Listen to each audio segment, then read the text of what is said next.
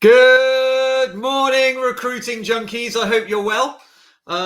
It is a great day to be alive. I think it's fair to say that to still be here after 4 weeks, we are all champions.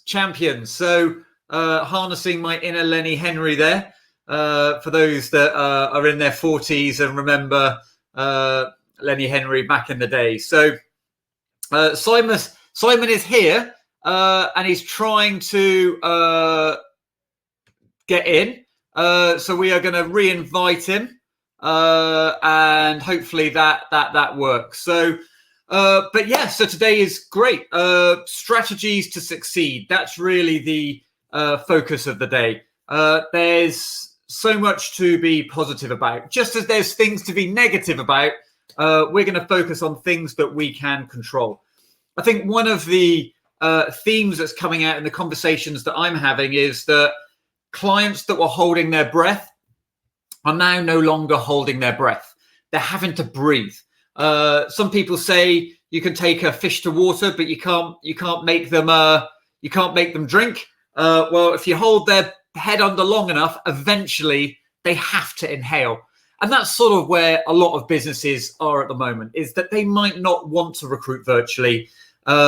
They might not want to be onboarding virtually, but they have to execute their business model and they have to work out a way to make it work. Equally, in the news, every day there's articles around the winners and losers in the market, which should give us new companies to approach.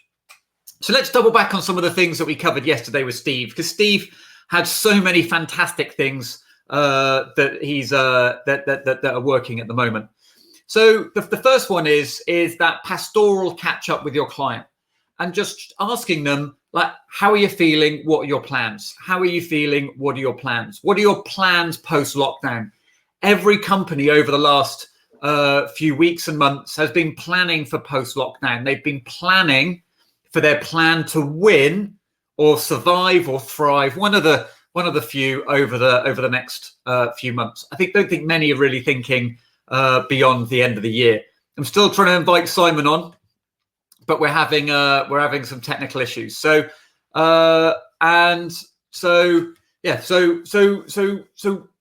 double back with all your existing clients. That would be the focus for today, and just ask, how are your plans coming along? What are your plans for the rest of the year looking like? What are your plans to restructure? What are your plans to recruit? What are your plans to adapt your business model?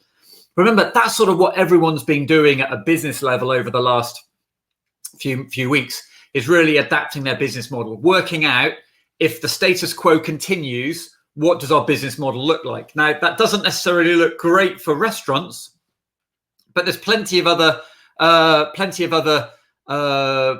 sort of businesses that are working out a way to succeed. We know a lot of training companies are moving things online. We know a lot of digital marketing businesses are continuing to do quite well, because whilst there's less creative work, there's a lot of messaging to customers. There's a lot of internal comms. I read today that drinks companies are doing very well because everybody is drinking more at home. So it may be there's off-license groups. It could be there's particular types of drinks that are doing well. Now, we're not drinking in bars and restaurants, so you'd have to work out, are we drinking more from home than we would in the bars and clubs? I'm not so sure. Simon is accepting the invite, but somehow we're not getting him online, which is why we've had challenges. So I know Simon's watching. It may be, Simon, we work through some of the technical challenges today. So keep on trying. But we will there. So, because what we were going to do today was pick Simon's brain on some of the strategies that the members only members are using in order to succeed. What am I focusing on today? Well, I'm trying to split my day into 3 parts, a bit like Steve was yesterday. And actually, I quite liked yesterday where Steve talked about his 3 silos that he works on a daily basis. So the immediate revenue generating activities, so working the vacancies that you've got, and then the pipeline building activities. What I loved about yesterday's call was that double backing with everyone that was recruiting 6 weeks ago and just saying what's happening to that workload. How are you managing without that person within the team? How is it impacting the team with that resource not being there? Simon's going to also share some strategies for success in the chat. So he can't be here physically, but he'll be here. He'll be here virtually. But let's double back. So workloads may go away, but also workloads may increase. So now is the time to continue to be talking to your clients. Also, the government has released today. There is a website called the Skills Toolkit.campaign.gov.uk. I'll find you a link to that. And the government has basically curated a load of links that are aimed at helping individuals that are furloughed continue to learn. Now, one of the really important things, whether you're furloughed or online or actually working, is that we've got to generate the new skill sets. What I really enjoyed from a call I was on with Colleague Software last week is that a couple of businesses were actually having project teams within the organization to think about how the recruitment process will change. They had a specific project around how they can use Microsoft Teams in order to manage a recruitment process with clients. In effect, create a new team, present CVs, take a briefing, have team chats with clients. I love that. In fact, we're going to be creating a course on that in the gym over the next couple of weeks. And but that's what this period is all about. Is about thinking what needs to change in our organization. What's been really interesting is that businesses have become more focused on building relationships with candidates that they're working with. What's weird in my mind is that when things were good, we were quite happy to work with candidates that we hadn't met, that maybe we'd just had a phone conversation on. But a number of agencies I've spoken to now is that they've started to mandate that every candidate that they work with has a video screening call. It's weird. Like, we weren't doing one when it was good. Now it's bad. We're definitely doing one. And what I think will come out of this process as a positive is the need for a relationship with candidates and clients. I know plenty of people that are successful in recruitment working purely digitally. They never meet a physical human being. But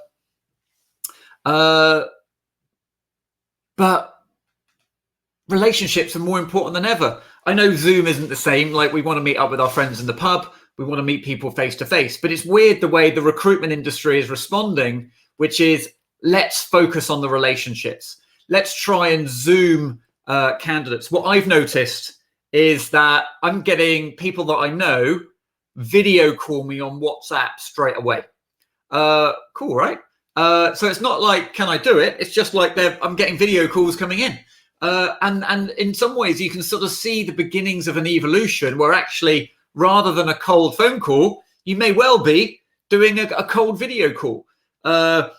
Again, it's really easy using WhatsApp and other messaging platforms to video your "I hope you're okay." One of my suggestions for the day was going to be, if you've got candidates on your WhatsApp, send some video messages to candidates just to say, "Hi, how you doing? I hope you're well. I'm thinking of you. If you have any challenges or issues, feel free to give me a shout." Now is the time to try new things. And the reason it's good to try new things is that people are more receptive than ever. They know that everyone's trying to work out a way to make it work. In some ways, my inbox is much more interesting than it used to be with sales emails, because you can see companies trying to be creative. They're trying to find ways to engage candidates. Within your team today, why don't you focus on some of the creative ways you can use to reach out to candidates? Have you tried video messaging on WhatsApp? Have you tried video messaging in LinkedIn? You could do video messaging in Facebook. The key is to be showing that relationships are important and you care about those individuals. And I think Steve made an interesting observation yesterday. He said, well, I know a lot of people have been focused on non-revenue generating activities. And part of that could be, well, let's just build our website out. But actually, we've got to focus on short-term revenue generating opportunities and medium-term revenue generating opportunities. Conversation with candidates and conversations with clients may not yield short-term benefit, but they certainly yield medium-term benefits. So Simon has got a couple of things to add.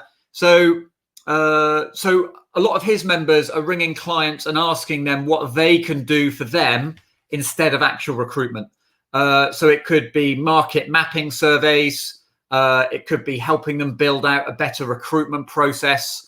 And so I think broadening the recruitment service offering is really important. We've spoken about talent pooling. It could be that you offer your client a free talent pooling service.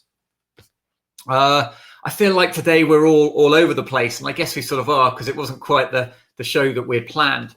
I think the key is the takeaway from today, if there is one, is focus on what can you change about your internal processes that focus on building relationships.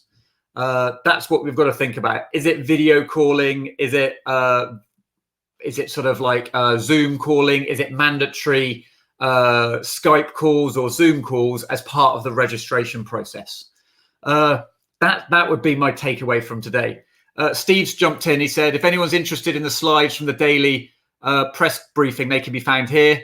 He's been sharing those with clients. It's what everyone is talking about, and it's not recruitment, but you can swing the conversation round to it in the end. I like that. So that's a fantastic example of what I call content. Not I call it, the market calls it. It's content curation and sharing. And so often we don't feel under pressure when we're sharing content, whether it be over email or social media, is to create content. The reality is Steve can share those slides and add some commentary, which is not sure what this means. What do you think? Or looks like we've reached the peak in this area.